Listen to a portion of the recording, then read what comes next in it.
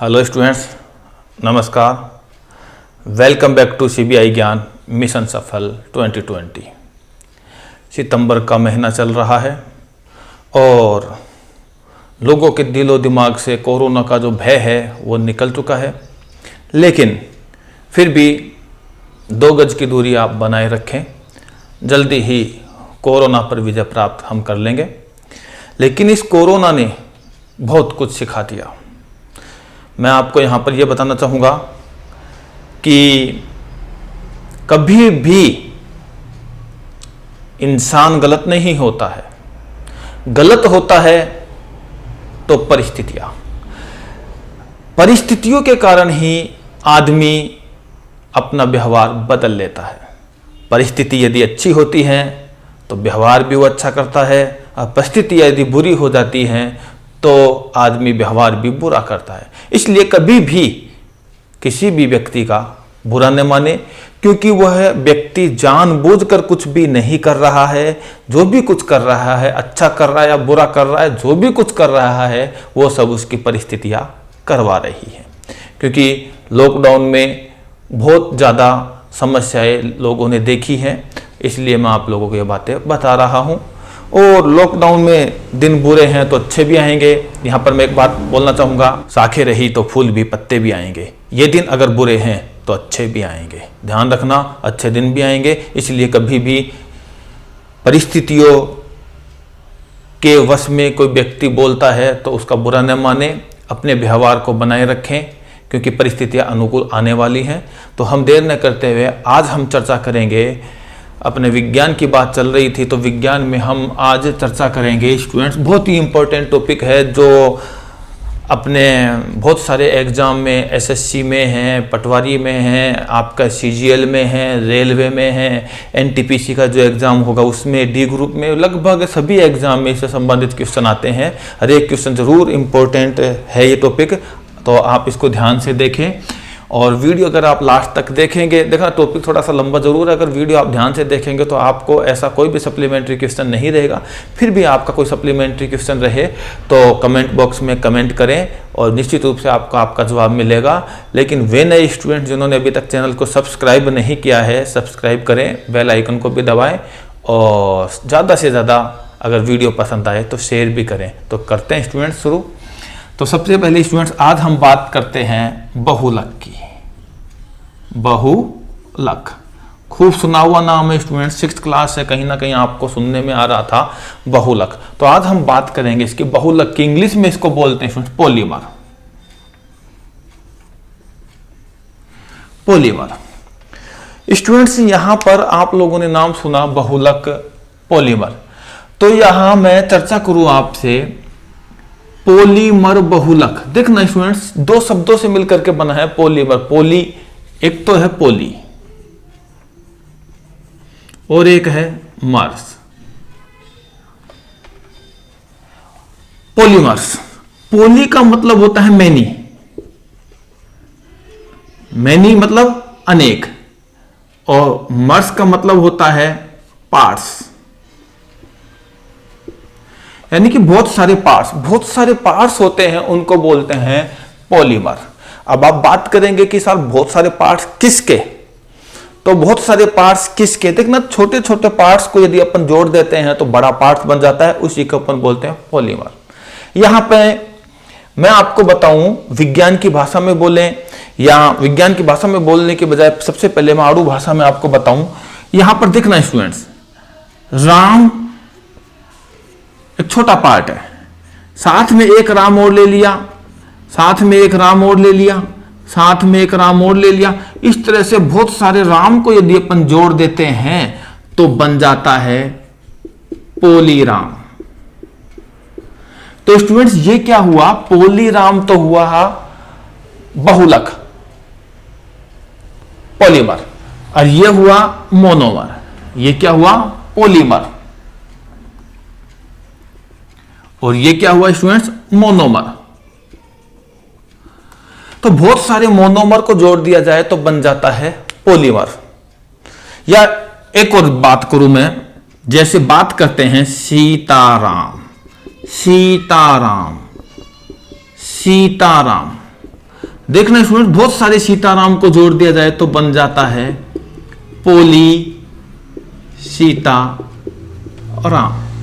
तो देखना स्टूडेंट, सीताराम सीताराम सीताराम इनको जोड़ देते हैं तो बन जाता है पोली सीताराम। तो यह हुआ पॉलीमर और यह हुआ मोनोमर।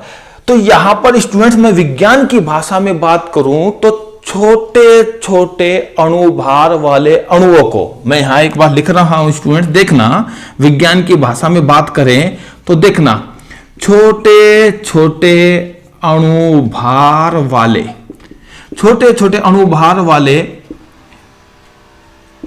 अणुओं के संयोग से जो उच्च अणुभार वाला यौगिक बनता है उसे हम पॉलीमर कहते हैं। क्या कहते हैं स्टूडेंट्स? उसे हम पॉलीमर कहते हैं। तो पॉलीमर की परिभाषा भी मैंने विज्ञान की भाषा में आपको बताई, स्क्रीनशॉट ले लेना। तो और स्टूडेंट, ये जो पॉलीमर शब्द का प्रयोग है, पॉलीमर शब्द का प्रयोग किया था सर्वप्रथम जोन्स बर्जीलियस ने। किसने स्टूडेंट्स? जोन्स बर्जीलियस ने इस शब्द का प्रयोग किया था। जोन्स बर्जीलियस ने पॉलीमर शब्द का प्रयोग किया था। अब स्टूडेंट्स, यहां मैंने आपको बहुलक के बारे में बताया, लेकिन स्टूडेंट्स यहां पर ध्यान रखना, ये बहुलक भी दो प्रकार के होते हैं। कैसे? एक तो होते हैं ये प्राकृतिक, एक तो होते हैं स्टूडेंट्स ये प्राकृतिक, और एक होते हैं कृत्रिम। ठीक है स्टूडेंट्स, प्राकृतिक बहुलक में स्टूडेंट्स आपने नाम सुने होंगे, जैसे रबड़ है, स्टार्च है, सेलुलोज है, रेजिन है, मकड़ी। मकड़ी का जाला आपने नाम सुना होगा, वो क्या है? वो भी एक प्राकृतिक बहुलक है। प्राकृतिक बहुलक में देखना स्टूडेंट्स क्या है? स्टार्च, सेलुलोज,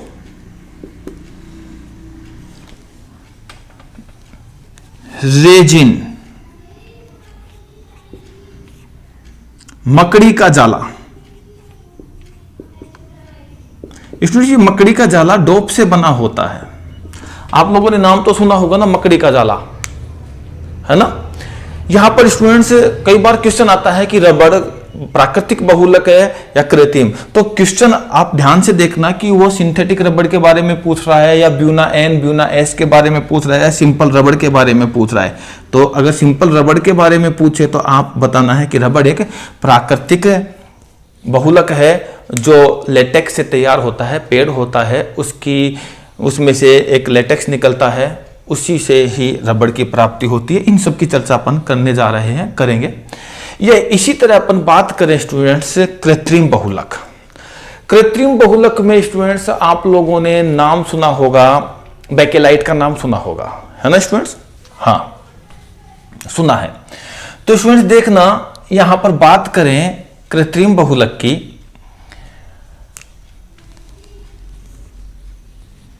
तो कृत्रिम बहुलक में आप लोगों ने नाम सुना होगा बेकेलाइट।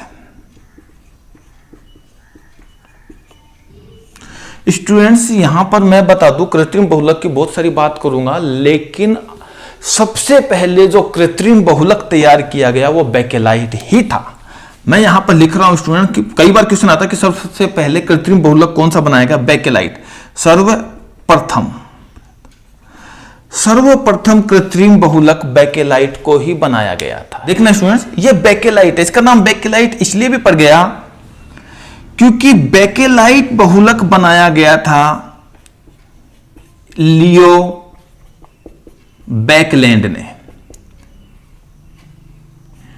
लियो बैकलैंड ने बेकेलाइट बहुलक बनाया था सबसे पहले, इसलिए इसका नाम बेकेलाइट पड़ गया।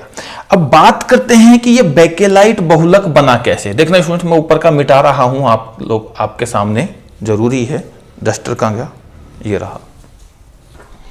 अभी मैं ऊपर का मिटा रहा हूं, कुछ समझ में आएगा आपको। देखना स्टूडेंट्स,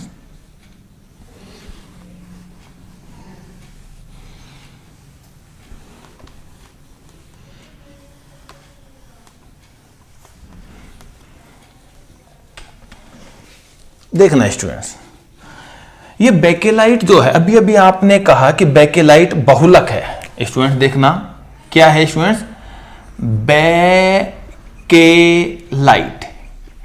बेकेलाइट क्या है स्टूडेंट्स, बहुलक है। तो इसका मोनोमर क्या है, ये बेकेलाइट कैसे बनाया गया? तो स्टूडेंट्स देखना, ये बनाया गया था फिनॉल, फिनॉल और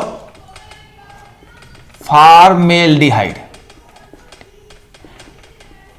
इनके संयोग से बहुत सारे phenol formaldehyde, phenol formaldehyde, phenol formaldehyde, phenol formaldehyde, phenol formaldehyde, phenol formaldehyde, तो इनके संयोग से बना बेकेलाइट। और बेकेलाइट स्टूडेंट्स आप लोग जानते होंगे कि इसका प्रयोग कहाँ करते हैं। बेकेलाइट का हम प्रयोग करते हैं अपने घरों में, वो आते हैं ना, जैसे आजकल तवा आता है, तवा का जो हैंडल आता है, या यूं कहें बर्तनों के हैंडल, कुकर जो आता है उसका हैंडल, है ना। तो अपन यहाँ बोल सकते हैं बेकेलाइट के लिए बर्तनों के हैंडल, है ना स्टूडेंट्स। तो बेकेलाइट का प्रयोग करते हैं, जो स्विच आते हैं, देखना स्टूडेंट, इसके उपयोग कहाँ करते हैं, स्विच आते हैं उनमें, बर्तनों के हैंडल, उनमें भी हम इनका प्रयोग करते हैं। स्विच में, बर्तनों के हैंडल में इनका हम प्रयोग करते हैं। स्विच और बर्तन के हैंडल में हम स्टूडेंट्स इनका प्रयोग करते हैं बेकेलाइट का। अब स्टूडेंट्स देखना, स्विच देखा होगा आपने, जो ये इलेक्ट्रिक स्विच होते हैं ना, इनमें हम इसका प्रयोग करते हैं, बर्तनों के हैंडल में भी इनका प्रयोग करते हैं। लेकिन स्टूडेंट्स यहां पर मैं आपको अभी और आगे पढ़ाने से पहले एक बात बताना चाहूंगा कि प्लास्टिक दो प्रकार के होते हैं। क्या? प्लास्टिक दो प्रकार के होते हैं। एक तो होता है थर्मोप्लास्टिक,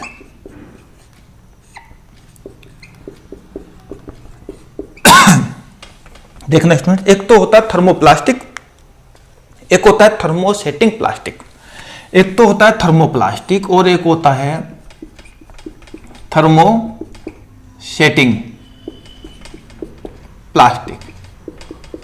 बहुत सारे स्टूडेंट तो सेटिंग के नाम से हंसने लग जाते हैं, है ना, सेटिंग, लेकिन ये वो सेटिंग नहीं है जिसके नाम से आप हंस रहे हो, कोई बात नहीं।